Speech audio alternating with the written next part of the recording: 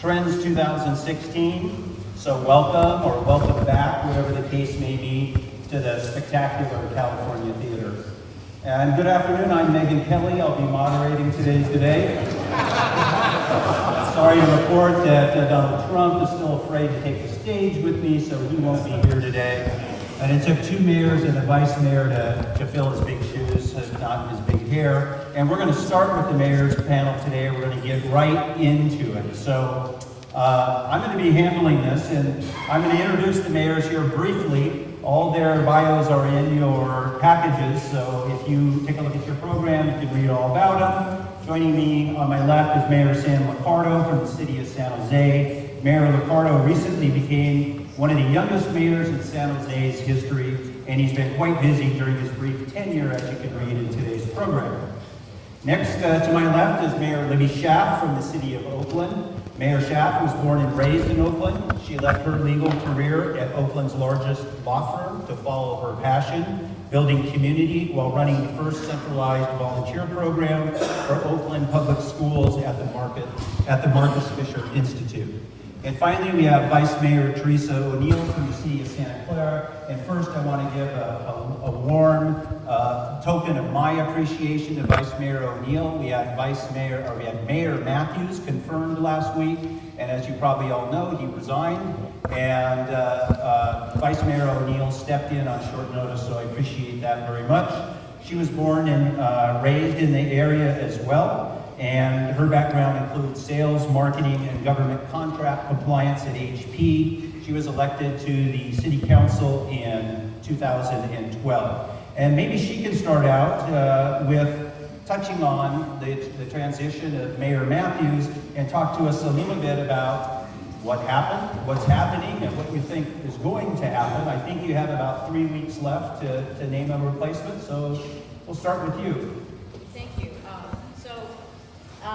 Mayor Matthews surprised everybody and said that he wanted to spend more time with his family. We've always known he's been very dedicated to his wife and children, so that caught us a little off guard.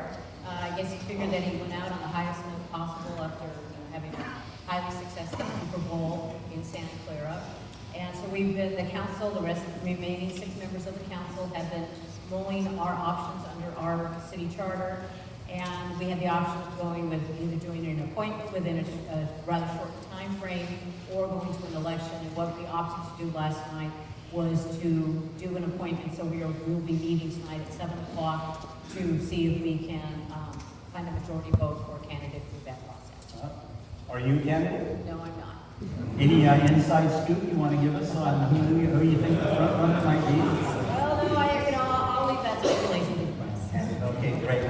Let's move to Mayor Schaaf, and we'll get your automatic question out of the way. It seems like the Raiders and the A's have both been in the press a lot lately, and you face a little bit bigger uphill challenge than perhaps some other places do. SAP Center has been a tremendous success in San Jose, as has Levi Stadium in Santa Clara. Is there a legitimate chance of keeping these sports franchises in the Bay Area, and what's being done to try to make that happen? No, absolutely. I just got elected mayor a little more than 1 year ago. And in that year, I think we've made some tremendous progress. The A's have stopped looking at Sam City. and now have very publicly stated their commitment to staying in Oakland. And we're working with them around what is the appropriate site for a new, gorgeous ballpark for them. I've made it no secret that I would like to get them down to our waterfront. Oakland enjoys 20 miles of waterfront property. There is a kind of defunct maritime terminal right next to the ferry landing in Jacqueline Square, where there is tremendous community consensus that this would be just a fantastic place for their new ballpark, and we are making progress in talks about that as a potential site. The Raiders, that has also been, an interesting journey. I've learned a lot about NFL politics last probably kind of close to presidential politics. But we are really encouraged. The Raiders signing or agreeing to lease in Oakland for the next 3 years is really a sign, and they said this themselves, of seriousness about getting over the experience of trying to move to Los Angeles, but now focusing more on permanent home. So compared to a year ago, I'm feeling far more optimistic about our team, where I believe they will belong. But doing so responsibly. I've been very clear that we're not going to be directly subsidizing stadium construction with taxpayer dollars, but this is the Bay Area. I have good examples to look to about how this can be done in a responsible way that works for the teams, the fans, and the taxpayers. Some people think that responsible way is to share the stadium with the 49ers. Any thoughts on that, or is that a little premature? I don't own the football team, so my opinion does not matter. I have every reason to believe that those discussions have been. Yeah, okay. Mayor Liccardo, 30 seconds for rebuttal. No chance. San Jose's out of the picture. Well, how about them Sharks? No, I think it's great. We need to keep these teams in the Bay Area. So if they stay put in Oakland, that's great for the whole Bay Area. Honestly, if the Raiders stay in Oakland, I think that would be a very big positive from the standpoint of just the tradition of the team and the franchise and all that. So it's a good thing. Let's keep them in the Bay Area. Yeah, it's probably no better example of a franchise connected with the city than the Raiders and Oakland. So, Mayor Liccardo, I don't know that I have the natural question for you, but I did a little bit of internet research, and so if I had one, it would be this. Are you a candidate for Barbara Boxer's U.S. Senate seat? And if so, will you be sending us emails every 2 weeks asking us to donate to your campaign? There are two questions there. The answer to the first is no. The answer to the second is probably still, yeah, I'll still send it. Yeah. No, I'm happy to support Kamala Harris. She's going to do a great job. Okay, great. So, also read that The Big Short was one of your favorite books, and of course that was about the mortgage meltdown. I don't know if you saw the movie, but yes. There is a lot of talk about what's going on in our economy right now, and you're not economists. I'm not. I'm going to talk a little bit about it, so is Greg, but is it different this time? Do you think that what we're looking at now and the great prosperity we've had in the Bay Area, is that going to continue, or is it all going to come crashing down here pretty soon? Well, I think we all see the clouds on the horizon, so it's clear that there's some slowing coming. What you always hope for is that whatever the good news is that we've heard over the last couple of years, it's been pretty tremendous news. I mean, San Jose led the country among major U.S. metros with job growth last year. You just hope that there's enough transparency in the system that really the market signals are not betraying any sensible investments or decisions, as you had with the meltdown in 2007 and 2008. And I feel like we're in a better position based on what I'm seeing in the economy. I think there's real job growth. This isn't, 2001 with Pets.com. This isn't just all about real estate like in 2008. We've got real companies that are producing real products that are driving real revenue. Obviously, China is a whole other story if we're going to talk about transparency. But at least what's happening here in the Valley, there's going to probably be another recession very soon in this country, but I think the Valley will ride it out pretty well. Right. Mayor Schaaf, any thoughts on that? I agree with a lot of what Sam said. Everything I hear is that there is kind of more meat on the bones during this economic cycle. And the thing I love about Oakland, we have a very diverse economy. And so we've been able to kind of ride out different bubbles popping first, just because we have so many different economies, different businesses and sectors of our economy. Tech is one of the fastest growing sectors, although it's only the third fastest growing sector in Oakland. We're seeing tremendous growth in healthcare, in our entertainment, hospitality industry. So we feel very good. We're seeing manufacturing back. We're all really excited just for this country to see manufacturing coming back. So, again, we see a lot more substance behind this economic cycle and a lot more resilience to get through it. So, it's been described that you are making a play for big tech. You've got Silicon Valley brokers, developers out in the audience here also read that you'd like to see 17,000 units of new housing in the next 8 years. And at the Business Times Mayor's Economic Forecast, he said, quote, "I like tall buildings, especially near transit. Oakland is ready to densify." So tell us about your push to bring tech to Oakland, why Silicon Valley clients should consider Oakland, and how do you balance that with the needs of the folks living in the inner city and gentrification? How do you balance that? You know, that is the issue of our time. We're all dealing with that. And I wouldn't say that I'm out, you know, I love tech, I love all industries. I want to see my city revitalize and grow in a way that's responsible but also exciting. And so I think tech is being naturally drawn to Oakland because just in general, that sector is falling back into the cities. There is an energy vibrancy in cities that businesses are recognizing. The talent that they're trying to recruit is recognized. They want to live in cities. They don't want to be stuck in the god-awful traffic that I was stuck in just driving here in the middle of the day. Like, what's up with that? Park will be open next year. I totally support you in that. And you know, there is a great synergy right now in the Bay Area among particularly the three big city mayors.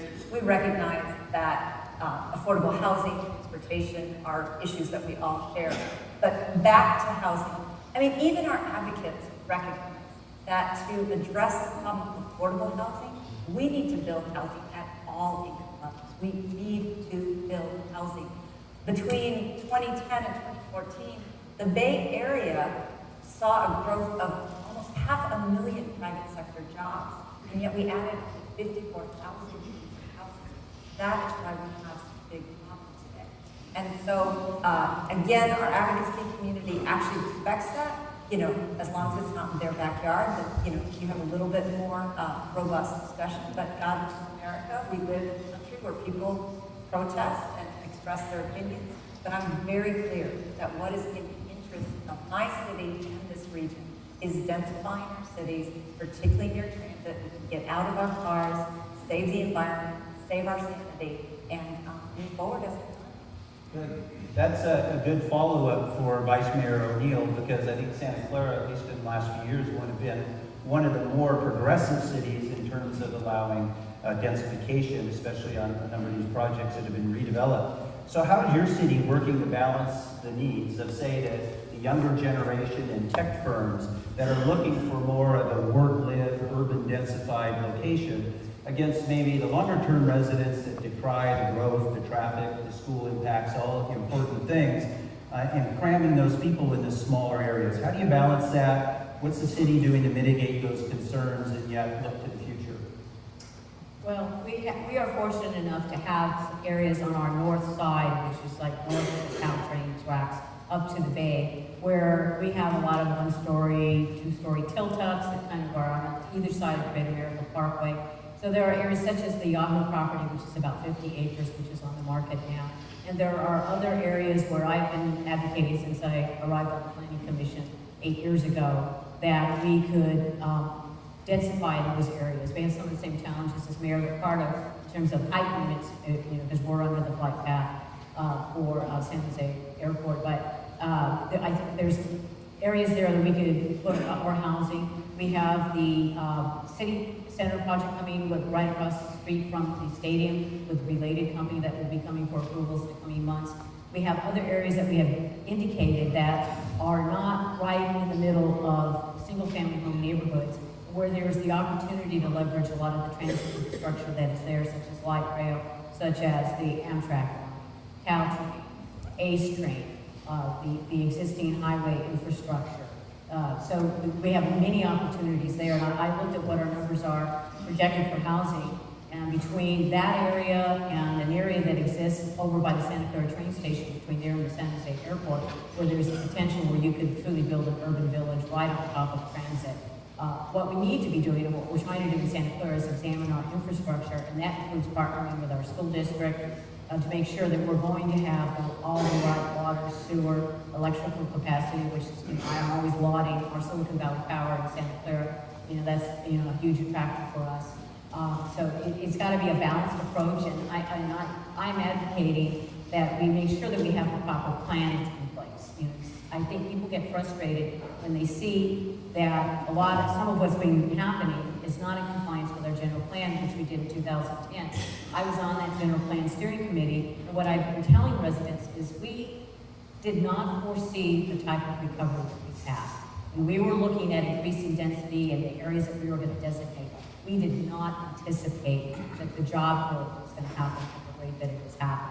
And one of the things I tell residents, and they know that I'm trying to have a measure of growth, most of the state of California and most of the nation would love to have the problems we're having.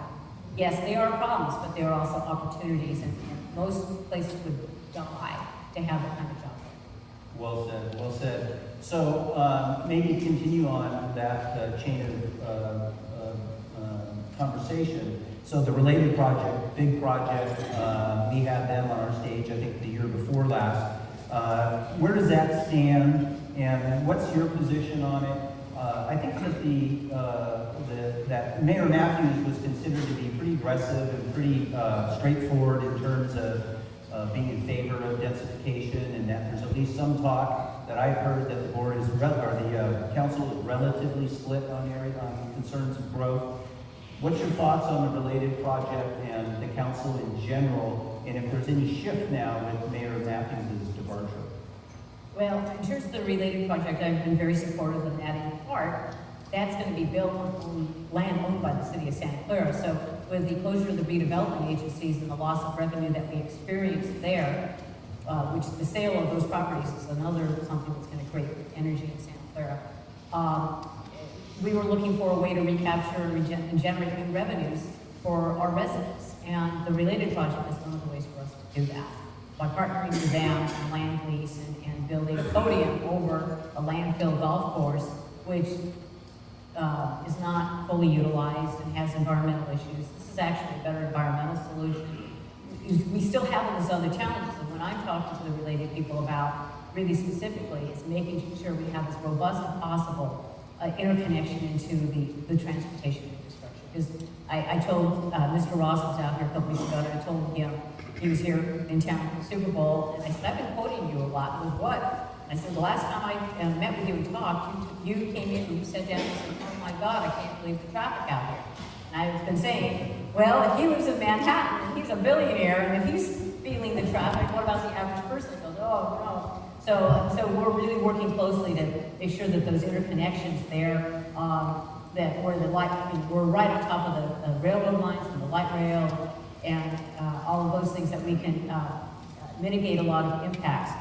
If not, I mean, the car trips generated from there, it's just not acceptable. And so it's got to be through the transit. And one of the things as a corollary, really, or an add-on to the related project, right on the other side of Lafayette, we have an area we call Castle East. And that's an area that we have allocated. It's not on top of landfill. We are looking to redevelop that for housing.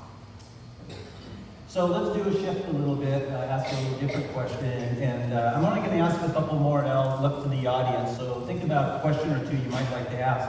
So there's also been a lot in the press lately about the influence of lobbyists, especially as I've read a lot about that in San Jose and Santa Clara. You probably deal with it as well in Oakland, Mayor Schaaf. Tell us how that plays out in your cities. Who are these lobbyists? What do they want? Are they in the development community? Are they advocating for development? And do you listen to them? And we'll start with you, Mayor Carter. Yes, I do listen to them. I talk to lobbyists all the time. Yes, they're in the development community, and there may be a few of them out there. And I think the critical thing is, are we telling the public who we're talking to and what we're talking about? And City of San Jose, we have pretty strong sunshine laws that ensure we report everyone we're meeting with throughout the week. And certainly we disclose council bias when we're about to vote. If there are additional conversations, we should disclose. So those kinds of things happen through the process, and the important things that the public knows. Look, advocacy is going to happen regardless of whether you call it a person, a lobbyist, or a developer, or an attorney, or any other role that they fill. I think there's certainly plenty of there's plenty of spin around particular titles that you give folks, but the reality is that many folks recognize It's difficult to navigate big cities, and yes, occasionally, that means you gotta hire lobbyists, that's the way it goes. There's that. You know, I know you gave a really short bio. You know, I actually, before I got elected mayor, worked with the city of Oakland in various political positions for 18 years, including for our now governor, Jerry Brown. And so by the time I became the mayor, I kind of already knew all of this. You know, I'm very focused on information that's going to help me make the best long-term decisions for my community. And I usually find that I get that best from the source. Although I agree with Sam that often navigating bureaucracies are really helped by people that are knowledgeable and lobbyists. That's the expertise that they bring. I'm finding that, you know, right now there's so many opportunities, and there is a political consensus around growth right now, Oakland, that I think that their role might not be as necessary at this moment in time as it has been in the past, just because I think there's just a lot of research. So I think that ebbs and flows based on the cycle and the political power in place. I think this political leadership is also very clear around community benefits, around our commitment to affordable housing, around our commitment to an equitable economy. And so I think we also are supported by a culture of corporate citizenship that actually aligns with those values as well. But I think that is another piece that lobbyists often help business people navigate, is kind of what is the culture of the city, and I think that is the service. Thank you. So in Santa Clara, just this spring, for the first time, we're going to be, putting into force a lobbyist ordinance, and part of that is because as Santa Clara's rate of development has increased, and it's not just developers, but it's other groups too. There was a lot more interest in Santa Clara, and there were things happening where actually people weren't aware that the people they were talking to were paid lobbyists, including some of our staff. You know, they thought they were talking to people in the community or whatever, and we were just speaking from, you know, their own interest, and not necessarily. I mean, there's flavor a little bit if it's somebody who's a paid representative. So we want to have as much information as we can get. I tell residents, I listen to you, I come out to your homes and meet with you. Why shouldn't I meet with somebody who's a representative of a huge employer? You know, but I do believe that we can make that transparent to our community, and we're going to be doing that this spring. And I think the other piece, when I've started with the blessing of the council, a governance committee, and just as we had to step up on the ethics issue, we're looking at a lot of our practices in Santa Clara to make sure that they are at the level and the effectiveness that we need them to be in order to be a city that's now going to be on a much higher stage. You know, if I could add, I think both my colleagues made good points. I find it certainly more effective when I'm talking to the principal. If it's an employer, I want to talk to them. If it's a developer, I want to talk to them. It's much less effective to have a lobbyist in between, because we simply never know if the communication is clear and that it's getting from A to B to C. And so, you know, I know a lot of folks believe they absolutely need them. I think it's a lot less necessary than folks think. That the direct conversation is always more powerful. Okay, one more question for all of you, and then I'll look to the audience. But your stage, what's the biggest opportunity you have going right now in your cities? What's the biggest challenge that you have? If there's anything we can do to help, Mayor Ricardo? Well, I think that Libby and I would probably, actually all three of us may talk about the same challenges as fundamentally affordable housing and transportation. Those are the great hindrances to growth right now in our region. The good news is we've got a lot of opportunities to really improve our transportation infrastructure. In November, we expect there'll be a ballot measure to complete BART. Now it's under construction, so we open next year in Ariesa. We got to get all the way through to Santa Clara, next to the airport, all the way through downtown. That's critical. We've got a lot of other transportation infrastructure to work on, both roads and rail. And I think there's going to be great opportunity for more housing, particularly in the downtown. We're revising the IR, we're going to expand by another 4,000 to 5,000 units. I think there's going to be great opportunity around Diridon. I think we'll have some big news to announce in a few days about major transportation projects coming that direction as well. So There is enormous opportunity in the long view. We know that there's some speed bumps here as the recovery, or I'm sorry, the recession may or may not affect us. But I think in the long run we'll be in great shape. And the thing you're most excited about? The thing I'm most excited about is I believe we've got the most incredible collection of talent anywhere in the world. And I say that I think really generally about the region, but that is going to continue to drive innovation and economic growth in our region. And as long as we can continue to encourage both the talent to come here, that is immigration, but also to grow the talent here. That means really stepping up in a big way in education. We're going to be just fine. Libby just announced a great initiative in Oakland called the Oakland Promise, I believe. A great commitment to ensure that kids have access to college. We're doing great things with after-school programs and libraries and on and on. That is going to be the focus of every big city mayor, I think, for the next decade. Oh my gosh, so much excitement. You know, this is an incredible time. I like to say people are finally discovering our awesomeness. I mean, we have the best weather in the world. I mean, Sam was there for our Colliers victory parade, and you had your job down looking at our gorgeous downtown, beautiful buildings, architecture. We have a gorgeous lake on the edge of our downtown. I mean, it is like a stunningly beautiful city. And what really excites me is we are going to get our arms around in a sustainable way some of the long challenges the city has had. We are getting substantially safer. Safety has always been an issue for Oakland. I have a phenomenal police chief who's really seen. We have, in 3 years, we have reduced shootings and gun violence by 40%. Just significant in safety. I think the challenge is also the thing that excites me the most, and Sam gave you a preview. I want to train your workers of tomorrow. I want to give you the most talented, innovative, skilled workforce that you've ever seen, and the most diverse workforce that you've ever seen. That is something I think there's a conversation in Silicon Valley in particular around having a workforce like America. And believe me, to Oakland, we have got an incredibly beautiful, we are, by many measures, the most diverse city in America.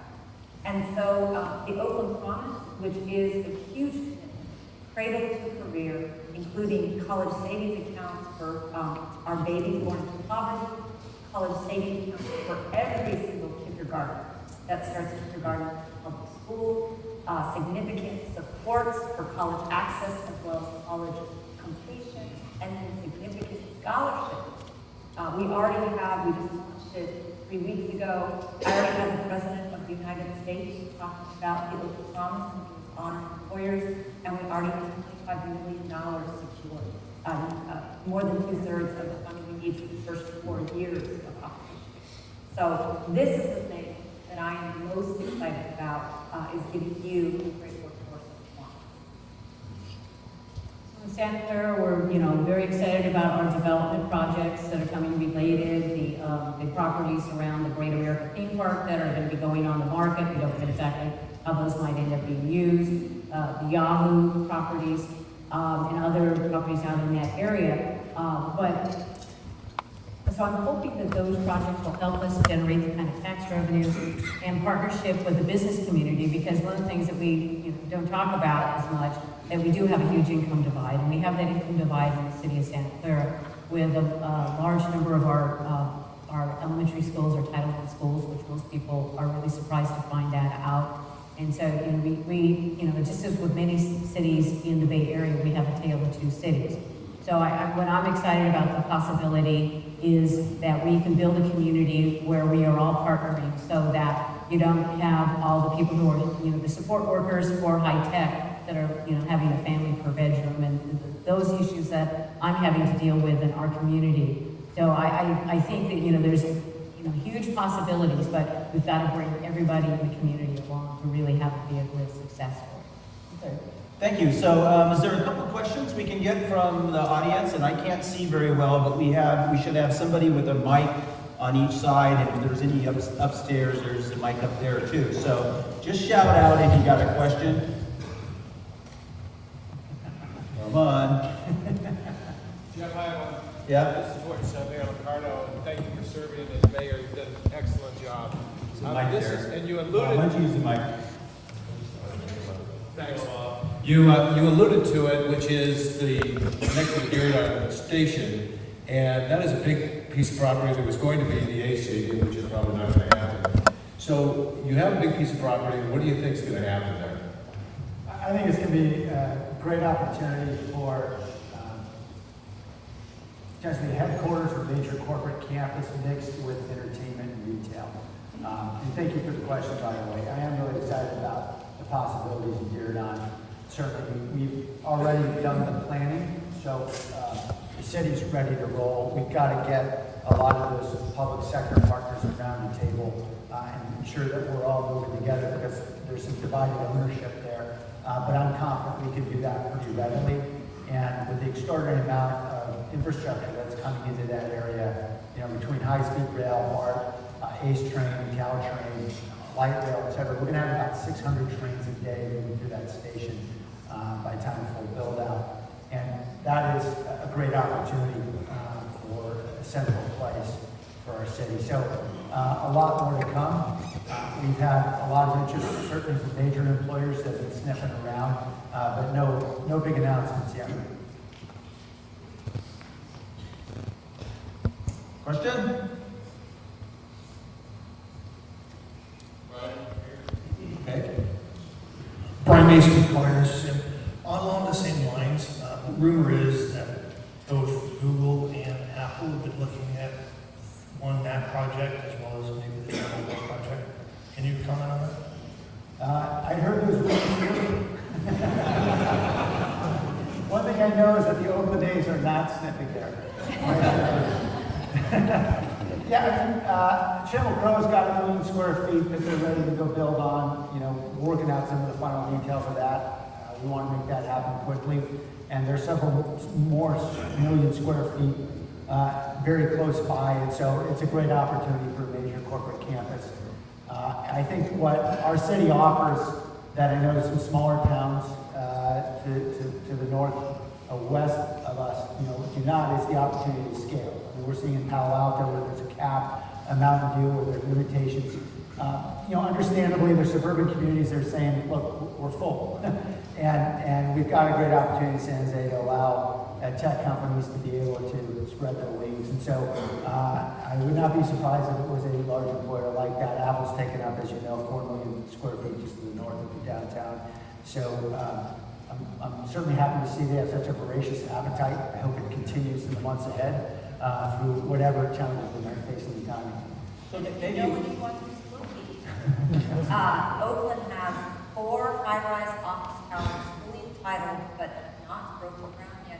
They're all right on BART station. And then we have another, the AT&T building. Looks like it's going to sell. AT&T is going to be out of there by September. That is where people are repurposing that as a tech campus. I heard a rumor every week about the Sears building being sold to Google, but it turned out it was Uber.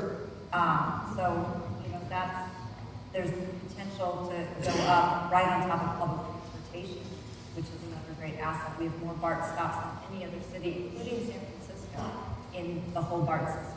Yeah, Libby makes a great point here. We're finally seeing tech recognize the value of being in an urban center. And certainly that happened over many years in San Francisco and now throughout the valley and the region. Because they recognize what talented, creative people want to live in a vibrant place. Even if many of these employees could afford to live in our beautiful suburbs, they wouldn't choose to do so. They want to be somewhere that's cool. And Oakland offers that urban option. San Jose is offering that urban option as our downtown is densifying quickly. And I hope that we're going to see that kind of the response from the tech community, because we simply can't build freeways fast enough. We can't tax ourselves fast enough to pay for transportation infrastructure, to build spaceships in suburban campuses. It just doesn't work. So I think for each of you, it's the city's have benefited from this tremendous growth that we have. And we haven't had to do the dog and pony show as much for the Googles and Apples because they needed the space. But I know that in our business, one of the things we hear a lot is the bureaucracy, the cost, the permitting, the fees.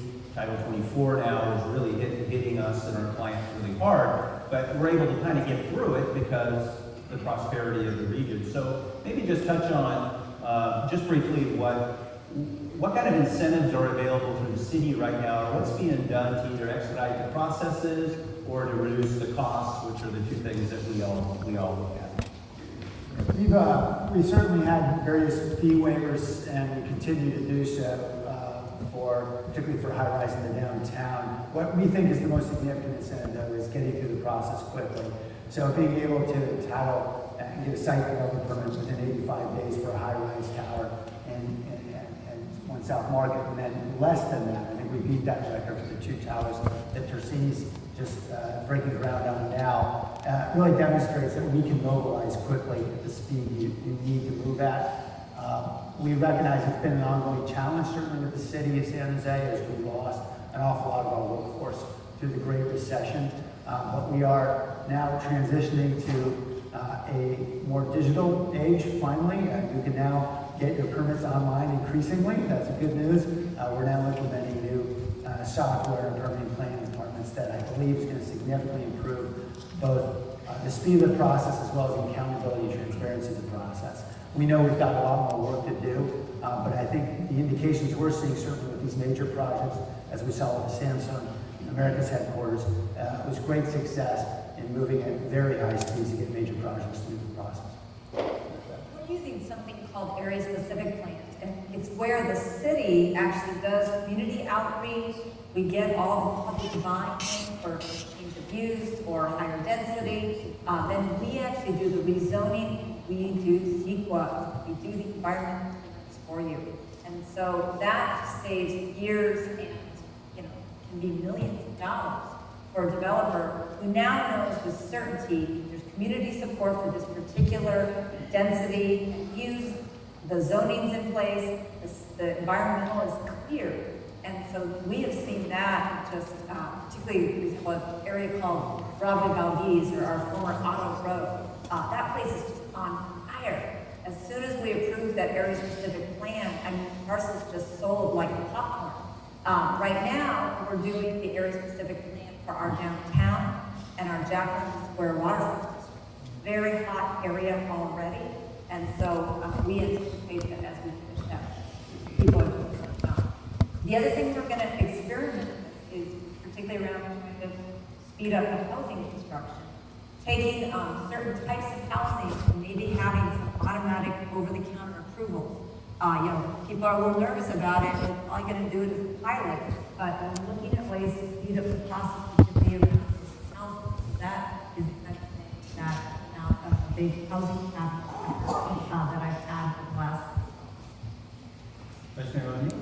Santa Clara, we have relied on, I mentioned Silicon Valley Power, so we really look to some of our major users. We are willing to negotiate rates for electric power. We have a dark fiber network in our commercial area that, is what Google Fiber is now offering, but we already have that in place to offer to many of our commercial customers. We don't have a number of the taxes that exist in other surrounding localities, and we are looking forward very soon to be able to hire a new planning director to replace Kevin Riley, who retired at the end of the year. And we've actually engaged contract companies to help us with some of the functions, because we've just been overwhelmed with the amount of applications for development. So we're hoping that we can speed those applications up.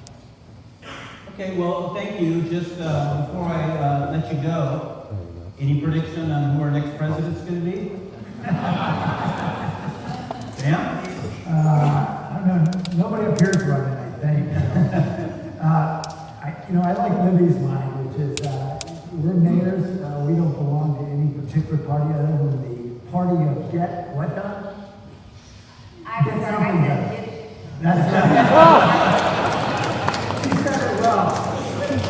If you stay out of that stuff, you get it done. I like that. Way to put it on her. I like that. Mayor Dow? Sam stole my good line. I just believe that the strength of the Bay Area group is going to stand the test of time. I obviously have my personal strong about who I'd like to be the president. But the good news is that cities are not waiting for leadership from the federal government. We are, and this might not be popular for all of you, we've both done things like raise the minimum wage. That's something that used to be seen as the purview of the federal government, but they're not getting it done, so we're figuring out ways to get it done. Transportation, we've not seen the kind of support to rebuild this country's infrastructure that we need.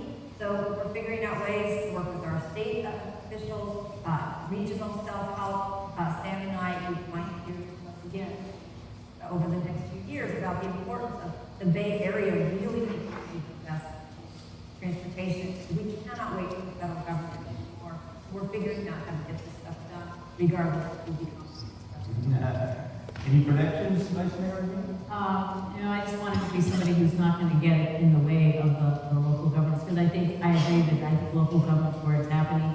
Some scholars have said we're seeing the rise again of the city-state, and I think in California, we've always looked much more out to the rest of the world. My friends that live in other states seem to be much more internally focused, and I think Californians have always looked outward, and I think that spirit will serve us well, and I just don't want Washington to get in the way. I think we all agree with that. Thank you all. Thank you, Mayor Colliers.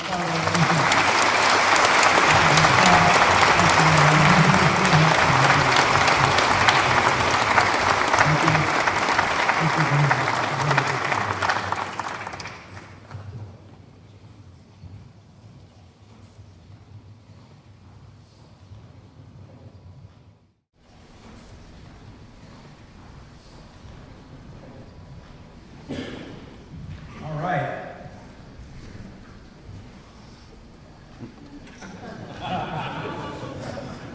Yeah. So these candidates that we are running, the whole lot of them, good grief. So maybe if you combined Donald Trump and Hillary Clinton, and you have one, maybe Hillary Clinton. It had to be somebody that could lead our nation. I'm glad to hear that we're pushing it back to the cities, but no, maybe that's not such a good idea after all. Of course, in a bit, we're going to have Greg Valliere. He's going to talk about his title of his speech today is called Big Changes in Washington. And I was thinking, that's really the best title that you could come up with, Greg, in this election year of ours. So I hope you don't mind, but I took the liberty to come up with a new title for your talk today. Politics Unusual, Who Are These People and Why Do We Give a Damn? It's going to be a good program today, so saddle up and let me introduce our sponsors to you if I could. Our sponsors are Hudson Pacific Properties. They are our lead sponsor. They've stepped in for equity office last year after acquiring the San Jose office and airport portfolio. Thanks to Drew Gordon for not skipping a beat and for being the first one back on board this year. Deutsche Asset Management and previously Reef. They've been sponsors with us since year 1, 17 years.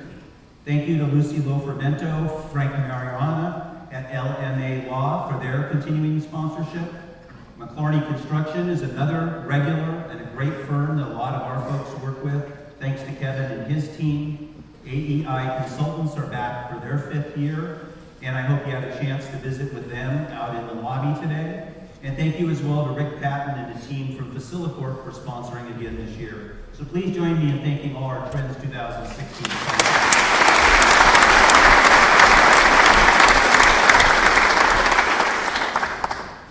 So I'm no economist either, and I'm not here to give an economic forecast, but I do want to talk a little bit about just two things that we're hearing noise about in our economy right now. And first are these unicorns that are running loose on the streets of Silicon Valley. It's all over the news, and it's bad news mostly, especially in the last couple of months. But here's a couple of facts about those unicorns. And for those of you that don't know, a unicorn is a private company that's valued at $1 billion or more. You've all seen the articles like the ones I just had up on the screen, or maybe you've seen charts like this one that make it look like we've got this huge problem with these unicorns.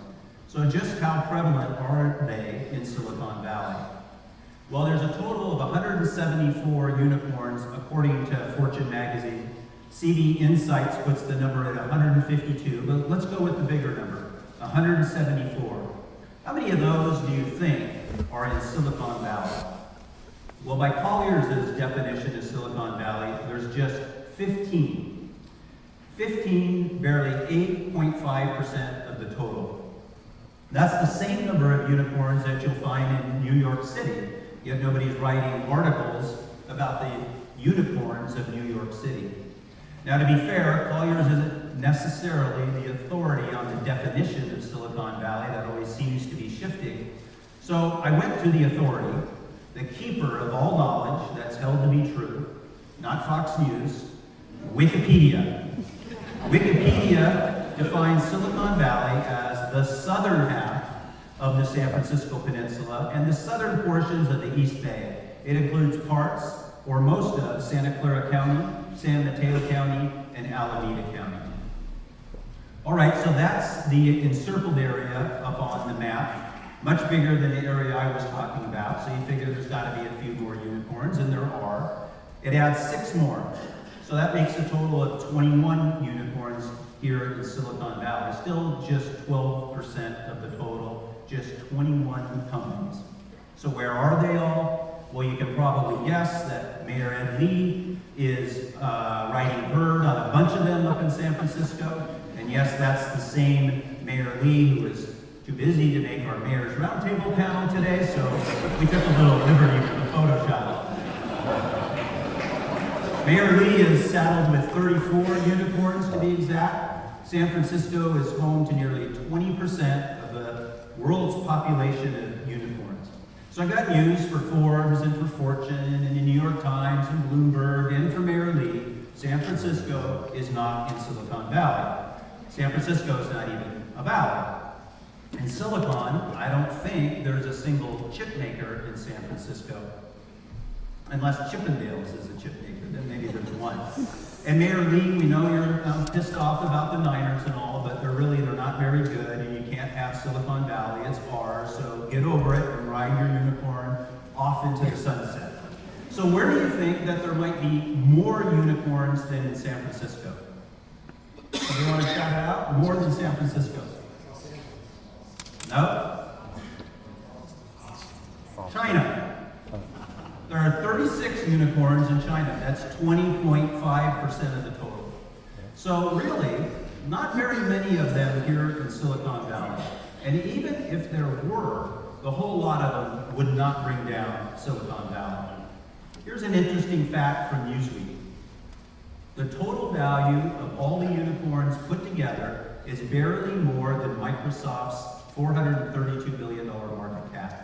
If the unicorns lost a third of their total value, it would be the equivalent of the AIG bailout.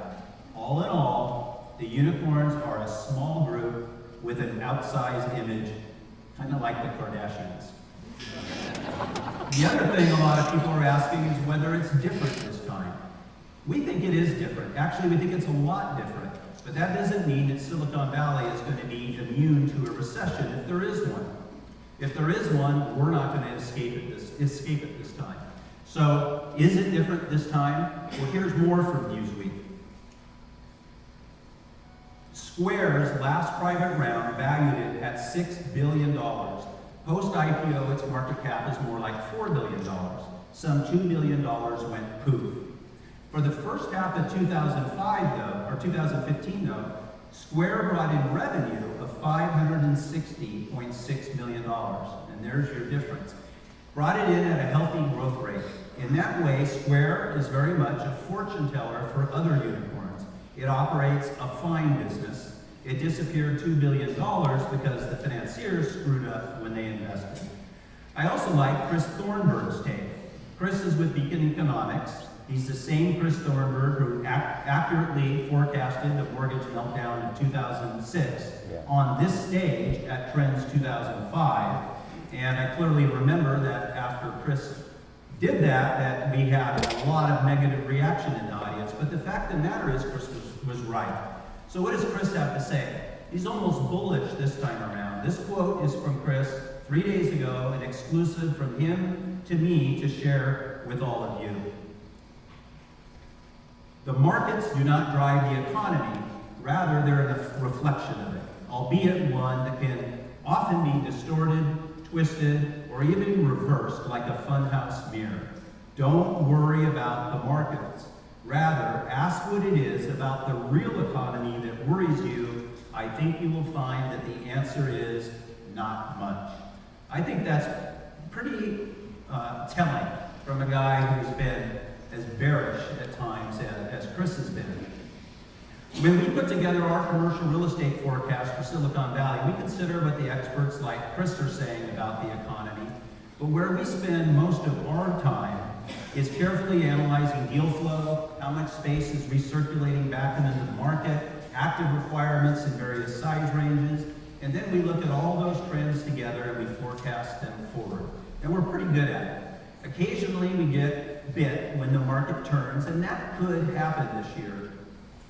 Our market report, it covers retail and investments, as well as the product types I'm going to be talking about, which are office, R&D, industrial, and warehouse, all within Silicon Valley, which Colliers defines as Santa Clara County plus Fremont. You can also pick up our San Francisco Peninsula report when you leave today. So, 2015 was our 25th year of tracking stats in Silicon Valley, and it was the biggest year on record in a few different areas. And these records are something that we forecasted here last year. So, are we in for an encore performance in 2016? Last year, we said that this market cycle had plenty of runway left. This year, well, that runway has definitely gotten shorter, so you're probably going to need a faster plane. But there is some runway left for sure. Total gross absorption was up by almost 13% to 27.7 million square feet in 2015 versus 24.5 million square feet in 2014. That's nearly a 13% increase, and it's about on par with 2011. Net absorption was a whopping 9.5 million square feet, more than double 2014, and the most since, you could probably guess the year, 2000. But remember, it's different this time.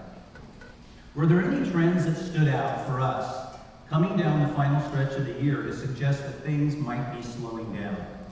Well, the answer is maybe. Total gross absorption in these four property types combined was indeed down in Q4. After exceeding 7 million square feet in each of the previous 4 quarters, total activity was just 5.9 million square feet in Q4. However, if you look at just the office and R&D categories, you don't count warehouse and industrial, and you also pull out absorption that we recorded in Q4 that was a result of pre-lease deals done as long as a year ago, but occupied in Q4, the numbers flatten out a bit, and then Q4 activity is only off by about 11%. But also, the number of deals were down in Q4. For the year, the number of deals smaller than 20,000 square feet was about 6% higher than our 10-year average between 2006 and 2015, but down 9.8% from 2014, and down a little less than 7% in the office and R&D categories. The number of deals larger than 20,000 square feet, they were down more than 10% in 2015, but still 10% above the 10-year average. So the message here is one quarter doesn't really make for a trend, but it definitely bears watching. If the market is slowing down, it's going to take longer on the supply side. For right now, the amount of pre-improved space coming to market, it's near its historic low, meaning that the market's super tight and users aren't giving up the space they have, at least not yet. The amount of existing space that was vacated in 2015, it was down by 2.4 million square feet from 2014. That figure represents the second lowest amount of existing space rolling over and coming available since 2006. Last year, we predicted that 2015 would be best year ever for office gross absorption and net absorption, and that for the first time ever, there would be more office absorption in office buildings than absorption in R&D buildings. And we nailed all three of those predictions. Gross absorption of office space was up from 8.9 million square feet in 2014, which had been the second most ever, to 10.3 million square feet, an increase of 15.5% from 2014 and 47% from 2013. A record-smashing year. The office availability rate dropped from 11.1% to 8.4% during 2015, which is the lowest it's been since the fourth quarter of 2000. There's that year again. Net absorption was a whopping 4.5 million square feet, more than 2 times the 2 million square feet we had in 2014. And that not only set a record, as we forecasted, but it obliterated the previous high of 2.8 million square feet. And that previous high was when? In 2000. But it's different this time. All 4 quarters of the year had positive net absorption, extending that streak to 14 straight quarters. That's now more than a 12 million square foot occupancy gain for office over the last 5 years, with more to come. While not reaching the 2015 levels, we think you'll see 8.5 million square feet gross in 2016, with office net absorption back around 2.5 million square feet. With all the new construction underway, the office availability rate probably won't change too much as that space comes online, somewhere between 8 and 8.5% at year end. There are 28 new projects of all product types under construction in Silicon Valley, and only half of those have no signed deals. More impressively, the current availability rate on all those under construction projects is only 31%. There's 1.8 million square feet of done deals in the under construction office pipeline that are going to be absorbed over the course of 2016. That's an impressive number, but it's well short of the 3.9 million square feet that was teed up a year ago as we rolled into 2015. There's about 1.6 million square feet of unleased new spec construction in the office category scheduled for 2016 completion versus 1.2 million square feet a year ago. Not that much more, and we're not overbuilt for sure. Most of this space is likely to get leased over the course of the current year. R&D flex space, those are the buildings more like the one you see up on the screen. Gross absorption in these types of properties was up by 4% to 9.98 million square feet in 2015. That's now the 4th straight year of just under 10 million square feet gross for R&D. The R&D net absorption was greater than expected, 2.8 million square feet. That's more than double the 1.2 million square feet we had in 2014, and the R&D availability rate dropped from 10.9 to 9.4%. It's going to be a good year for R&D absorption, but the reality is that R&D flex buildings, as they were built, don't really measure up to what most of Silicon Valley tech employers are looking for. So this product type has the highest probability for volatility if the economy were to come to a screeching halt. If things keep chugging along, even at the Q4 pace, the inventory of available space is low enough and rents are high enough, particularly in the office sector, for R&D to continue to ride the office market's coattails to another good year. We're anticipating a 9 million square foot gross absorption year for R&D in 2016, with net absorption above 1.5 million square feet. And that could be enough for the R&D availability rate to drop another full point from 9.5% to 8.5%.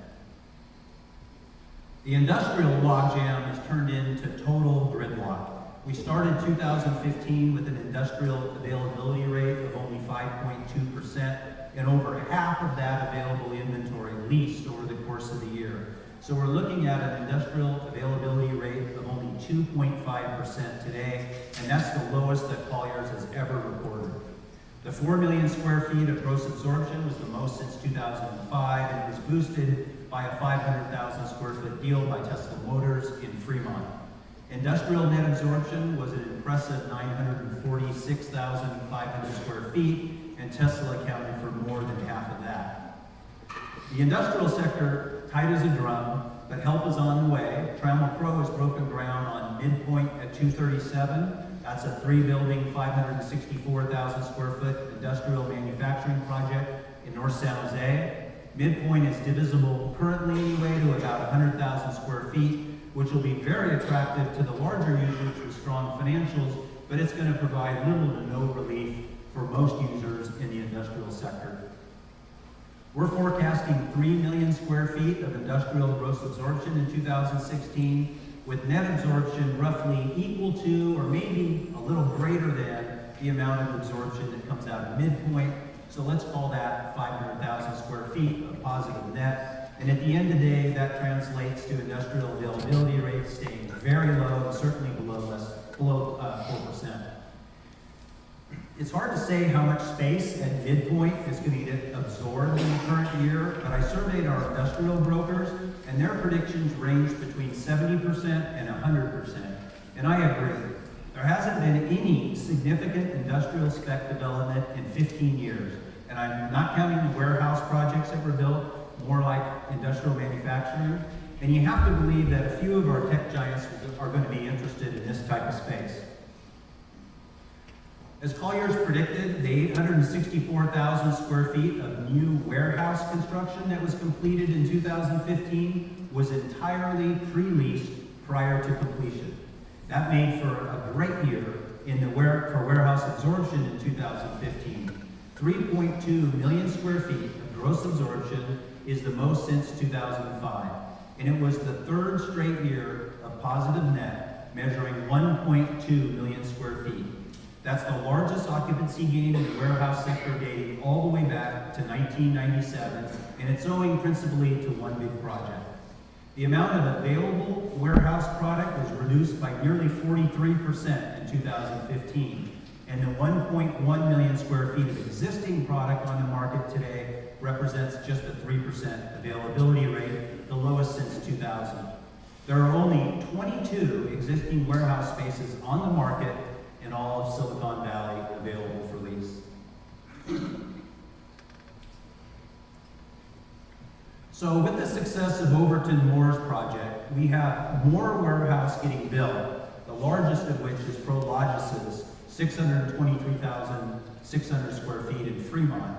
Westcor has another 302,000 square feet nearing completion, also in Fremont, that's been pre-leased to Tesla. And Panattoni is building 286,000 square feet in South San Jose. Those should help lift warehouse gross absorption to more than 3 million square feet for the second straight year. There won't be much turnover of pre-existing space, but net absorption should still eclipse 1.2 million square feet, the figure that we had in 2015. And if that happens, it would be the largest warehouse occupancy gain since 1995. Depending on the timing of completion of these new projects, the velocity of that leasing, available rates will probably go up a bit and then start to drop back down as those spaces get leased to the 3% range or so by year end. Our team is bullish on these new projects as well, maybe not entirely leased in the current year, but most of that space leased for sure. So to wrap up, all told, what does the demand pipeline look like? Well, for starters, there's 2.1 million square feet of done deals that will be absorbed in projects scheduled for completion this year. In addition, Colliers is tracking 37 requirements over 100,000 square feet, which is about the same number that we were tracking at this time last year, but totaling 8.4 million square feet, which is 32% more. So 2016 definitely looks good from that vantage point. 2017 and beyond, there's more on the way, including 3 million square feet that Apple is going to be taking, 2.8 of it in this spaceship building.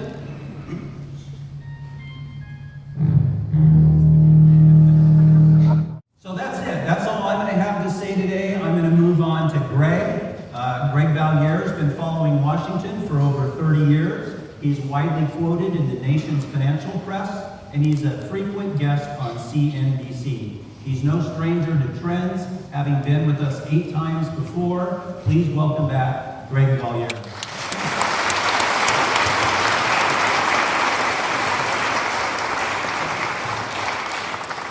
thank you. It's great to be here, and I see a lot of friendly, familiar faces, and I look forward to having a drink with you at the reception afterwards.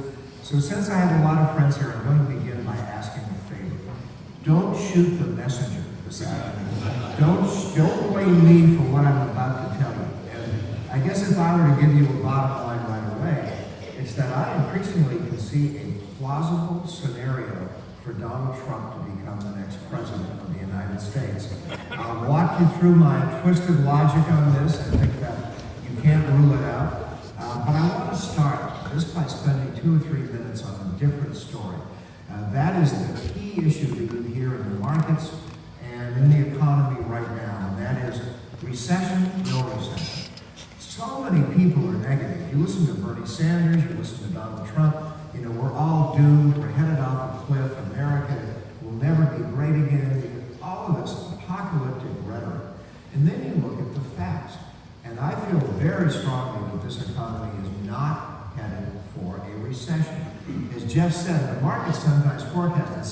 Some wit once said the markets have predicted 11 out of the last 7 recessions. I mean, the markets sometimes can get things wrong. So let me just offer you 2 major reasons why I think this economy is not going into recession. The first reason is people have a lot more money in their pockets now. When you fill up your car, you realize what a tremendous impact low gasoline prices actually have.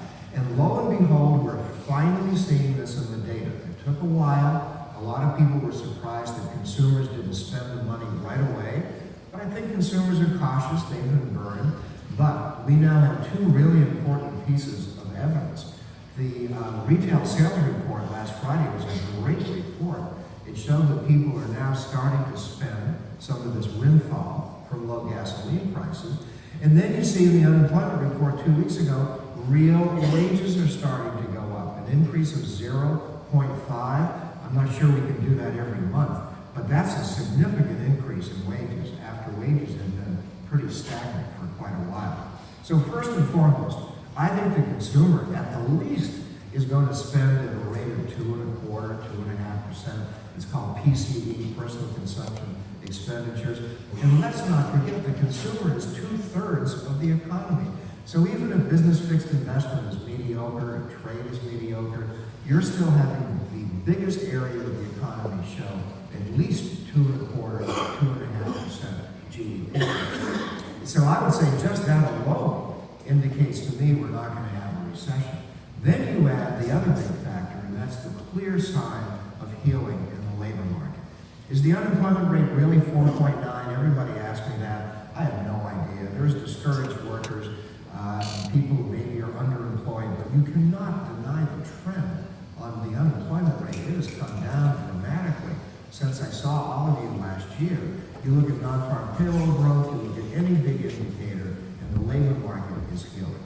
So with consumers spending more, with the labor market healing, I can't see a recession. And then you add still another factor that I think is also quite encouraging, and that is the Federal Reserve, I have some good friends over there, still cannot quite figure out why inflation is so low. And I do talks to retail groups, and sometimes I'll say the Fed has a problem with inflation. And people will think I'm talking about the Fed worries that inflation is too high. As you all know, the Fed worries inflation is too low. They still don't see an inflation rate close to 2%, which is their target. So with inflation this dormant, I think the Fed will not raise rates in March. The Fed will not raise rates 4 times this year, as they very confidently predicted late last year. Stan Fisher, the vice chairman, said, oh, we're going to raise rates 4 times. Maybe we'll get a couple of rate hikes in the second half of the year, maybe not. But I don't think we're going to get one in March. So to me, when you look at the basics, you've got a moderate growth in the economy, you've got a healing labor market, you've got no inflation, you've got a Fed that's not going to raise rates very soon, you've got a budget deficit that has come down dramatically, it might start to inch up a little in the next couple of years. But to me, this is not a scenario that would point to a recession. So I guess the big worry is that maybe we'll talk ourselves into one. Maybe it would become a self-fulfilling prophecy when you hear all of the politicians talking so negatively. But if you objectively look at the facts, whether it's auto sales or housing, you name it, the facts certainly do not point to a recession. So that's the first thing I wanted to get out of the way, just to get my opinion out there. Well, let me talk about this bizarre, unprecedented, weird election that will have many, many more twists and turns over the next few months. As Jeff and most of you know, I am not an ideologue. I don't come here to tell you the right wing is correct and the left wing is correct. I think I'm a cynic more than anything else after doing this for so many years. But this is quite a story. And I guess the best way to plunge right into it is to give you 5 points, 5 major themes that I think will continue for quite a while. The first theme is that there now is, as I said at the beginning, a plausible path for Donald Trump to become president. I think he'll win on Saturday in South Carolina, although there's an interesting development this afternoon. Nikki Haley, the very popular governor, has endorsed Marco Rubio. I'll talk about Rubio in a minute. But Trump is well ahead. If he wins South Carolina, could he run the table? Could he win most of the primaries on March 1? The SEC primary, the Southeast Conference primary. Could he win most of the primaries on March 15th? If he does, he could be starting to run the table. People might begin thinking of this guy as the inevitable nominee. Now, like everyone in Washington, I have been wrong. I fully confess that I thought that Trump would implode at some point. It began in the summer when he mocked John McCain for getting captured. This is a guy who was tortured for 5 years in a prison in Hanoi, and Trump mocked him, and Trump's numbers went up. Trump mocked women, minorities, Hispanics, Muslims, on and on and on. It didn't affect his numbers. He said a month ago that he could shoot someone on Fifth Avenue, and his supporters wouldn't believe him. His numbers didn't go down at all. It's astonishing to see his support. Just a quick digression. People always say, well, who are his supporters? There's a lot of people in this country who are really angry, who feel they've been screwed. They feel that they look at their real disposable income flat for a decade. They look at jobs going to China. They look at jobs going to Mexico. They see a government that doesn't listen to them. They see Wall Street bailed out. They see Detroit bailed out. And no one is looking at this group of people, many of whom don't have high school degrees, most of whom didn't go to college, but there's a great middle class out there. There's a racial element that I think is obvious, but there's a great middle class that's angry. And in Donald Trump, they see someone who can thumb his nose, or perhaps use one finger in particular, at the establishment. And they like that. They like somebody who's that aggressive. Could he slip up? Could Trump make a serious error? Let me quickly point to 3 things. I was born and raised in New Hampshire. My late mom would have just been aghast to hear his profanity during the debates in town hall meetings in New Hampshire. He was throwing out the F-bomb at rallies where there were little kids. When I was a little kid, my dad took me in New Hampshire to meet John Kennedy, and I shook his hand at one of the great thrills of my life. The idea that I'd hear a politician drop the F-bomb at a rally, it was inconceivable. And I think this could hurt him. It could hurt Trump in South Carolina, where you have a lot of evangelicals. Second problem for him is that he is now at war with the Republican Party. When I heard him on Saturday night, I don't know if any of you guys watched, but Saturday night was one of the great 2 hours of television in history. I would pay good money to see another one like that. But in this debate, Trump sounded like Michael Moore. Trump talked about George Bush lying about weapons of mass destruction, which the left has said for many years, and said, well, he didn't protect us, look at 9/11. But his rhetoric was so incendiary that you wonder, could this backfire on him in a state like South Carolina, where you have a lot of military retirees? And then third, I think the most overlooked and important possible flaw for Trump is that his organization is no great prize. He is skimped. He's not spent a lot of money on a first-rate organization. He got out-organized in Iowa. People who know politics, and I talk to a lot of people in the business, saying he does not have a first-rate staff. And a long slog like this is going to be, that could come back to haunt him. But for now, I would say he is the favorite to run the table and be the nominee. Second big point I would make is that the party still has not coalesced around an establishment candidate. I have argued, and I probably said this last year, and I've said this for months, that the most talented Republican by far, the most electable Republican by far, is Marco Rubio. Great speaker, comes from the right part of the country, great family story. He's young and he looks young, but he's someone with plenty of gravitas. And if you talk to Hillary Clinton's people in private will tell you they fear him more than anyone else. But he still hasn't gotten over the hump. Maybe the endorsement today from Governor Haley will make a difference, but he needs to start finishing second, at least, in some of these races.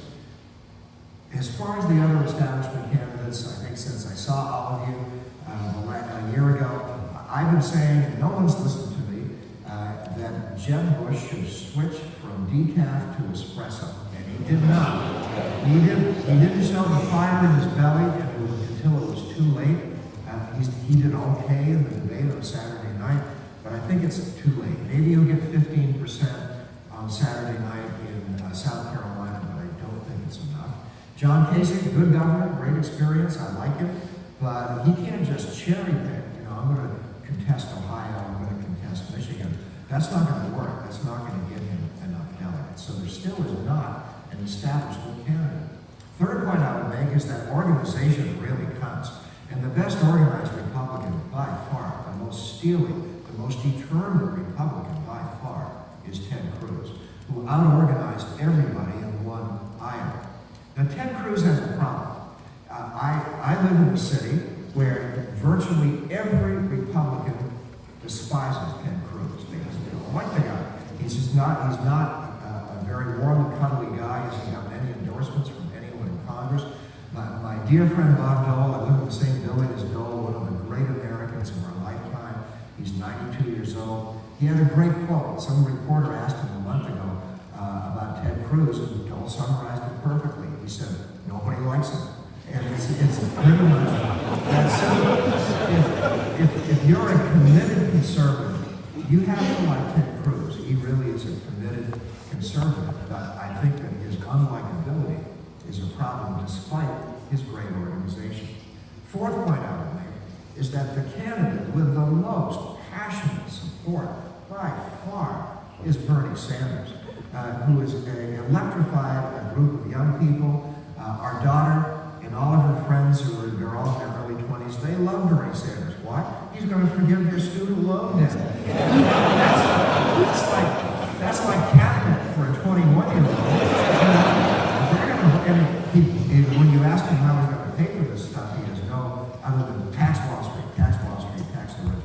You could just carpet bomb Wall Street and the rich, and you wouldn't raise enough money to pay for all of Sanders' proposals. That said, he really is a phenomenon. I think he's got integrity. I think he's consistent. He's not a phony. That said, I think there are going to be two big problems for him going forward. Number one, the turf is about to change. Races in South Carolina, and then on March 1 and March 15, will be in states with many more African Americans, more traditional Democrats, and I'm not quite sure that he will do quite as well. I wouldn't be shocked if he ties or narrowly wins in Nevada this weekend. But then we go to South Carolina, and South Carolina for the Democrats is a week later than the Republicans. I think that could be the beginning of Sanders starting to fade a bit. But his big problem is this: super delegates. You guys are going to hear so much about super delegates. Do you realize 20% of the delegates to the Democrats' convention are going to be super delegates, unelected in any primary, party officials appointed by party officials, the establishment. 80% of the super delegates will go for Hillary. And I guarantee you the Sanders people are going to say the deck has been stacked against us by all of these super delegates. But I do think that's a major reason why Sanders may begin to fade. One other quick point. There's a big legacy for Bernie Sanders, even if he doesn't win the nomination. The first legacy is that he has planted the seed in the minds of voters that Hillary Clinton is the candidate from Goldman Sachs. And that's not a good place to be right now. That's not a popular place to be. The second legacy is that he's inspired an entire generation, just as Barry Goldwater did in '64, and Ronald Reagan did in '80, George McGovern did in 1972. You've got a whole generation that's inspired by him, and that generation has deep antipathy for Wall Street, for the banks, for the financial services industry, which I'm a part of. And I think that has ominous implications over the next few years to have a whole group, a whole generation this hostile to Wall Street. So we come to the fifth point, my final point, and that obviously is a few comments on Hillary Clinton. Let me just say at the outset on her that I live in a city that has anointed her as the next president. Especially around Thanksgiving, Christmas, everyone assumed that not only would she win, but she would win easily. And I would argue this afternoon, there are several reasons why she is not a shoo-in, why she could have a very, very difficult time. So I'm going to quickly give you some reasons. The first reason is history. History shows that one party rarely can keep the White House for 3 terms. Reagan did with George Herbert Walker Bush, they had 12 years. But she would have to succeed with someone who's not as popular as Ronald Reagan was and Barack Obama. And with all of this volatility in the markets, she can't run on a narrative that the Obama administration has cured the economy. The second problem for her, and I'm not trying to be a wise guy, I think is Bill. I think Bill is more of a curse than a blessing. I think that in this new era of smash mouth politics where any kind of insult goes, Bill is really a vulnerability, maybe an albatross for Hillary because of his sexual history. And I noted that after Hillary went after Trump about a month ago about his treatment of women, within hours, Trump was like, bam! Trump compared Bill Clinton to Bill Cosby. Oh my God. That's like, oh my, that's a, and then he compared the Clintons to this pervert Anthony Weiner. So you have an environment where Hillary Clinton wants women to support college-educated women. She wants to portray herself as a feminist. I don't think Madeleine Albright helped her a week or so ago. Gloria Steinem didn't either. But how do you appeal to women who are feminists when you could certainly buy onto a narrative that, well, maybe she didn't enable Bill, she certainly looked the other way. And that's a charitable explanation. I mean, I think that she demonized all of these women like Monica Lewinsky. She went after them and was complicit in the campaign to knock these women's reputations down. So Bill may not be an attribute, but there are 2 other things that I think Hillary really has to worry about.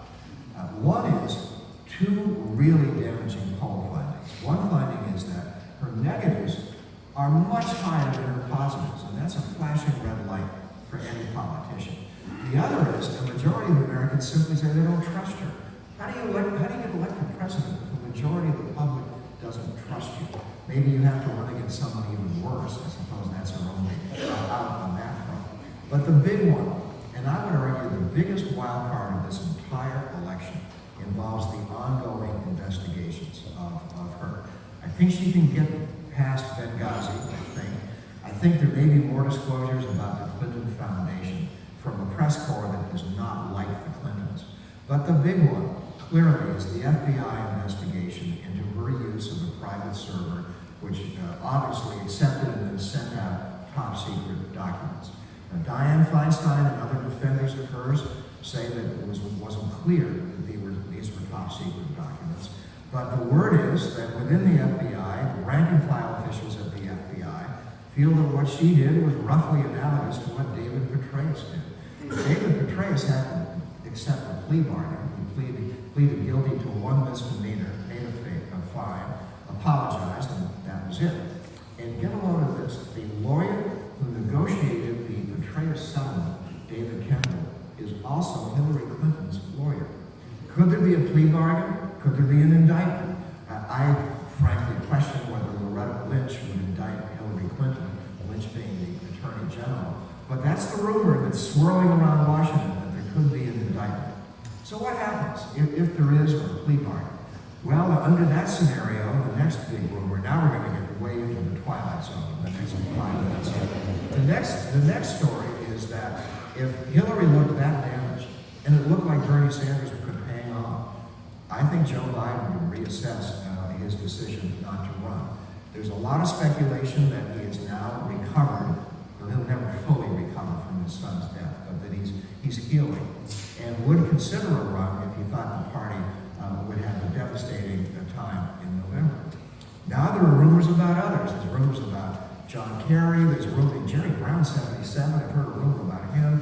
There's Elizabeth Warren. I'm beginning to think, where's Michael Dukakis? Maybe they can find him. Maybe they can find him. So I would say that the Biden story may have some credibility if she looks really weak. And all of these rumors, like, oh my God, Biden would be terrible, all the gas he makes. Don't you think Donald Trump has lowered that bar just a little bit when it comes to making gas? So that's one story. So I think you get my point that this nomination is worth winning for the Republicans. So let's go fast forward to how this might come out. So I think that this will not be resolved on the Republican side until June 7th in this state. And when I was a kid, California often was the determinant primary. How can anyone forget who was alive in 1968? Bobby Kennedy won, was killed that night. California on June 7th could determine the nominee, or this could go until July 18th. As Karl Rove and others have said, this could be a classic deadlocked, brokered convention. 3 scenarios. One is someone gets to Cleveland with just barely a majority plus 1. I would argue that's probably Trump.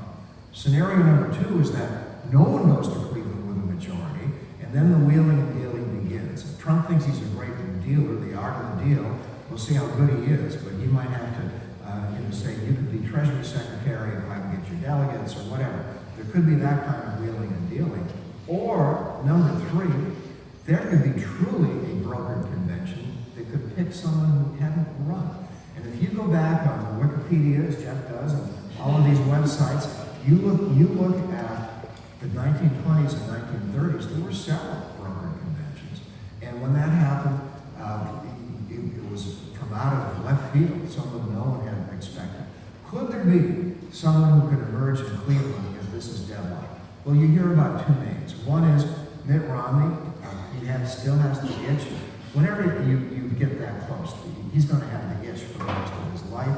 But I think the party would revolt if Mitt Romney were the nominee. The base, the Ted Cruz, Donald Trump base would revolt. But there is one other name. There is one other fellow, bright, young, articulate, likable, who has already accepted a draft to be Speaker of the House. And I don't rule out in a hopelessly deadlocked convention that they could turn to Paul Ryan. So then we go to the next scenario, as we're in the twilight zone here for another minute or 2. The next scenario is, could we start talking about a third party? Is that possible?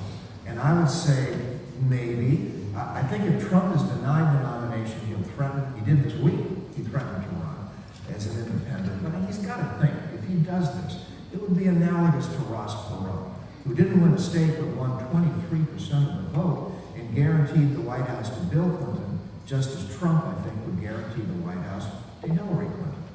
The other more intriguing story, probably, would be the emergence of a more centrist party, with the Bushes, Romney, John McCain, and one certain fellow from New York City who is worth, and I looked this up on Wikipedia, Michael Bloomberg is worth $37 billion. So he could spend $2 or $3 billion and it would be a rounding error for him. So that's not out of the question that he might run. He's a little older than he looks. I think Bloomberg's 71 or, but all these people are over 70. But I think Bloomberg might run. I question whether he could go over very well in middle America. Let's not forget, he's very pro-Wall Street, and he's very, very pro-gun control. 2 issues that would not go over well, in my opinion, in middle America. So with all of these things to worry about, let's bring it back to the markets. I think that the markets soon are going to have to start worrying about political instability. If you saw this weekend's Barron's, there's a big Barron's cover, about Sanders, Trump, and they starting to unnerve the markets. And I was quoted in that article, and I'm beginning to think that the markets, first and foremost, worry about uncertainty. It's a cliche, but it's a true cliche that the markets hate uncertainty. So let's say in 3-4 weeks the markets start to say, oh my God, Donald Trump could be president. What would that mean in terms of policy? Well, four quick things. Number one, he's virtually promised to get into a trade war with China. And I understand the Chinese don't play fair, they hack into our companies, they treat dissidents poorly, I get that. But do the markets really want to see a trade war between the US and China? I don't think so. Number two, he's been very provocative toward Janet Yellen, as has Cruz, both talking about curbing the Fed's authority. Do the markets want to see a new president immediately get into a spitting match with Janet Yellen? Third, Trump talks about mammoth tax cuts. By every estimate I've seen, it would blow a $7 or $8 trillion hole in the budget, and their spending would go way up. And then fourth, Trump has been unabashedly critical of Wall Street, promising to tax Wall Street, tax transactions, take away tax breaks. Sometimes when I see Trump's quotes about Wall Street, if it's in print, I look at the second time and go, is that Elizabeth Warren or is that Donald Trump? So I would say the markets would worry by all the uncertainties from a policy standpoint, not to mention foreign policy. This is a guy who was asked where he got his foreign policy expertise, the Sunday talk shows. So I think there's a lot the markets would worry about with Trump. So what if Hillary wins? Well, let me just say this. I mean, the easy call, and I said this last year, is that a Republican House would thwart her. And I think the House will stay Republican because of the way the districts are drawn, gerrymandered. But even if there's a president who doesn't have a lot of support in Congress, there are 3 big areas where Hillary could have influence. The first would be a continuation of all of these executive orders, on clean air, there's a new one on financial advisors, all these executive regs would continue with her. Number 2, a president more and more, to many people's dismay, can commit U.S. troops abroad without approval from Congress. And it's clear that she's got more testosterone than Barack Obama. And I think she would be far more inclined to commit the U.S. to a very aggressive military posture in the Middle East. And as I always say in every one of my talks, and I'll say right now, the purest investment play in Washington is the defense stocks.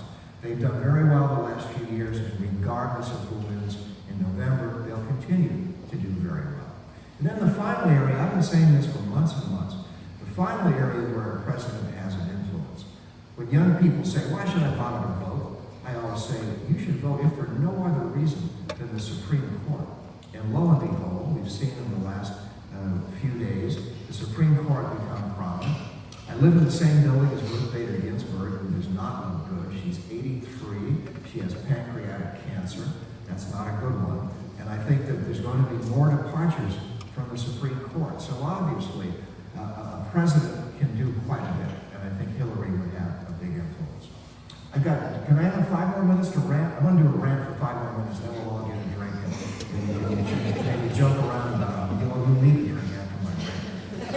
So let me just say, I think this has been, in many respects, a fundamentally unserious election. We talk about Trump's hair, does he look orange on TV? We talk about, Marco Rubio's shoes, all this trivial stuff, while really serious issues have languished. I'll point out 3. Let me start with a social issue. In Iowa, all they talk about is gay marriage. That train has left the station. I don't think the country really cares that much anymore about gay marriage. It's like, whatever. But there is a social issue that has to be addressed, and no one is talking seriously about it. Now, I'm from New Hampshire. You go to Manchester, New Hampshire, you go to rural New Hampshire, you go to rural Vermont, and you ask the people what's the biggest problem in their lives, and they'll all tell you it's heroin.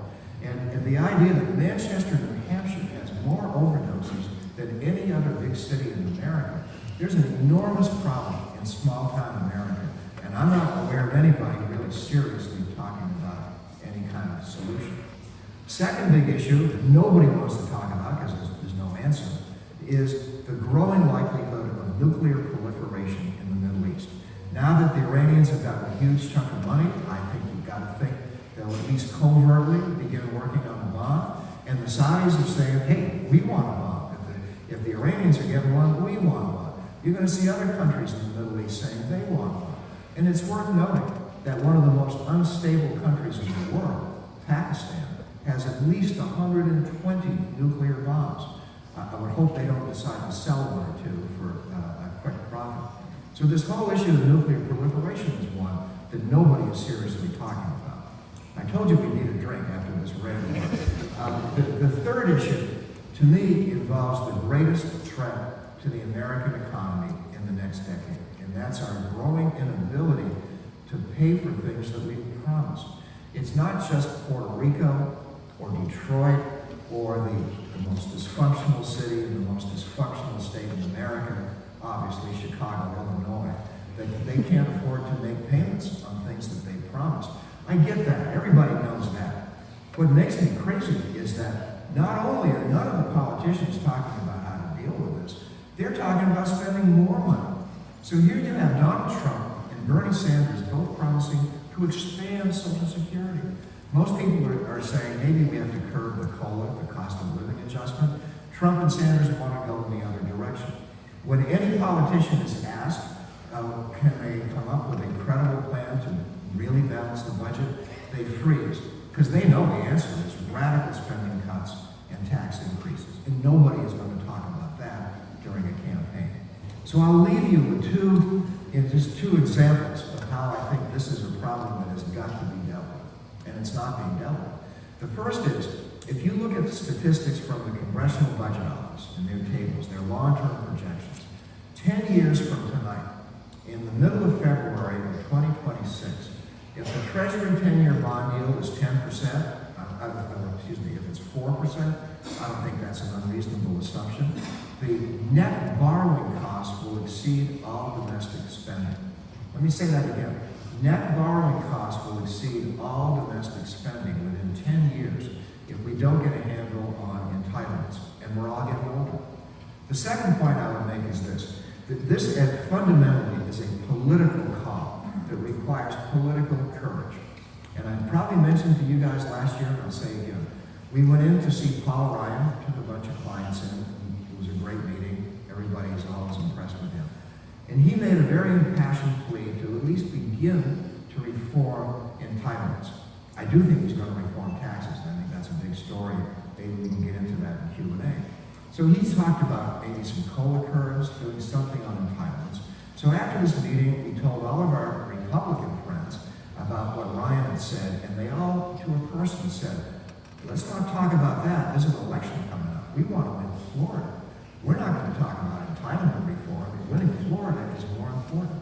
So I would argue that the tough choices that we're going to have to make to get some semblance of order in our budget are not remotely on the horizon. It's going to take an angry market.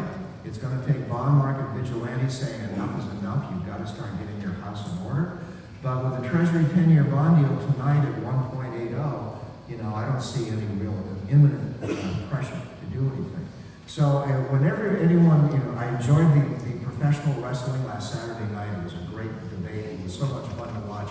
But these are fundamentally unserious people who are unwilling to talk about some of the tough choices that have got to be made. End of rant. I think maybe we've got a little time for questions. A couple of questions. All right. First, let's give a warm. Do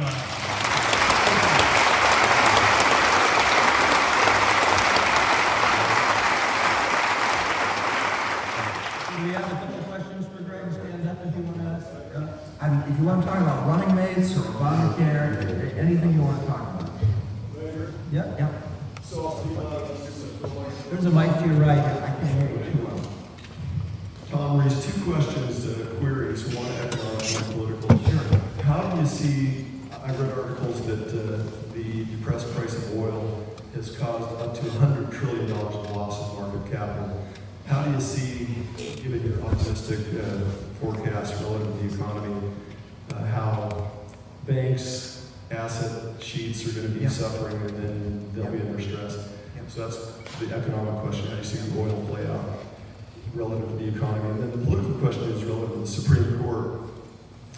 Doesn't the Supreme Court nomination issue play into the Democrats' hands it's going to bring out a much larger vote. It's not just about electing a president, it's about electing a president and a Supreme Court justice. Two great questions. And I try to be on the 50-yard line, but on your second question, let me just say this. I thought Mitch McConnell miscalculated with what he said. He basically said, you could nominate Mother Teresa, and we're not even going to look at the nomination. Well, if part of the Republican narrative is that Washington is broken, comments like this from Mitch McConnell just reinforce a belief that the Republicans are equally complicit in the breakage with that kind of an attitude. And by the way, I thought maybe Mitch McConnell could have waited until Scalia's body was cold. He said it like 2 hours after Scalia died. We're not even going to consider this. So I agree with you. I think this highlights the fact that there's a very obstructionist Republican Congress. This doesn't mean I'm going to give Barack Obama and the Democrats a free pass. I would say that the departure in a few months of Harry Reid finally gets the most obstructionist politician I've seen in my entire career out of office. So both sides are equally to blame. But I thought McConnell was tone deaf in saying we're not even going to consider whoever you nominate, even someone who got approved 99-0 to a lower court position. We're not even going to consider it. So I agree. The second point on oil, it's not a positive story, to say the least, in Texas, Oklahoma, the Dakotas, where unemployment will go up. But it was an interesting piece. I can't quote it verbatim, but any of you interested, Alan Blinder, the former Fed vice chairman, had a piece of an op-ed piece in the Wall Street Journal about 3 weeks ago. He pointed out that the oil impact on the overall economy was fairly minimal in terms of workers, in terms of business fixed investment, in terms of their impact on the stock market. It's not trivial, but it wasn't quite as big as I had thought. And now, if we do have a deal in place today between the Russians and the Saudis and others to at least set some production cap based on production at the beginning of the year, that's important. I think maybe this deal that we've gotten could at least keep a floor at about $30, $32 a barrel. I think maybe the hemorrhaging is over. So I think that one of the reasons why the stock market has been on a tear, including the big rally today, is a belief that maybe finally we put in a bottom on the price of oil. And I would continue to argue that the bigger impact of oil on the economy, it's not layoffs in Oklahoma. The bigger impact is the tax cut that we're all getting with gasoline at $1.50 a gallon. Other questions? More? I can't see them. Yeah. Is there anybody else? I see one, yeah. So to follow up on the Supreme Court, Yep. do you think a new Supreme Court justice will be confirmed? And if so, do you have any predictions as to who it might be? No, I don't think you'll get one confirmed.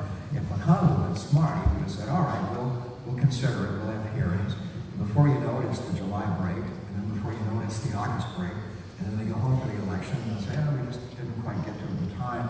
There were ways to finesse it without sounding as obstructionist as Mitch McConnell sounded, in my opinion. I think it's pretty unlikely that any appointee would get approved. I'd probably say maybe there's a 20% chance. It would have to be someone who was very popular, obviously, among Republicans to get that through. You know, can I ask myself a question at the end? Running mates. I can't leave without talking a little bit about running mates. So, if Trump is the nominee, he has got to get someone who can maybe mend the broken relationship he has with Hispanics. He's got to get someone who understands geopolitics, because he obviously doesn't. He's got to get someone young, because Donald Trump would be the oldest president ever. So I think the logical pick would be Marco Rubio. The two of them have not really gone at it. Rubio is plenty bright enough. He could help win Florida, which has 29 votes. I think that would be a decent fit. If the nominee is Cruz, I think he's got to find someone who can get along with Congress, someone like Rob Portman. Portman's up this fall, so it wouldn't be Portman, but someone like him, I think, would be possible. If it's Rubio, to me, the dream ticket is Rubio Kasich. I mean, 29 votes in Florida, 18 votes in Ohio. Kasich's been a pretty good governor, and maybe help in Michigan as well as Ohio. As far as Hillary, if Hillary I think she will be the nominee. I think that I don't buy all these stories that she's going to get real creative and get one of the Castro brothers from San Antonio. I don't think she has to do that. Her gender alone is unique enough on the ticket. She doesn't need to get more creative with the ticket. So I've been saying for the last few months that she will find the most boring middle-aged white man that she can find. So there's probably a lot of us that, will probably be in that category. I would say that there's a logical pick for her.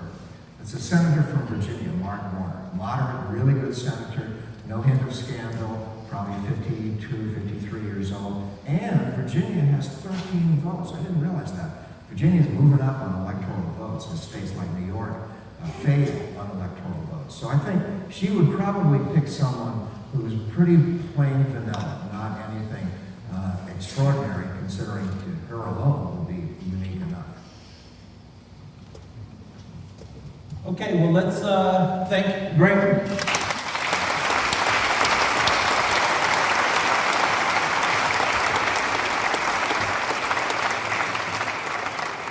Greg will be joining us for cocktail. You serving beer? We are serving plenty of beer. So I'm just going to recap real quick. It was a fabulous year, 2015. Everybody came out ahead. Everybody came out a winner in 2015. But 2016 could be different. There's certainly going to be some winners. There's certainly going to be some losers. Not everybody's going to come out a winner. But fortunately, we can learn from the mistakes of others to ensure that all of us in this room succeed in 2016. And how can I make such a blanket promise? Well, I'm going to tell you that here in a second, but first, I do want to thank one more time Greg, and if any of the other mayors are still here, Mayor Libby Schaaf, Vice Mayor Teresa O'Neill, and Mayor Sam Licardo, as well as our sponsors and my staff, the staff of the California Theater, and thank you all for attending.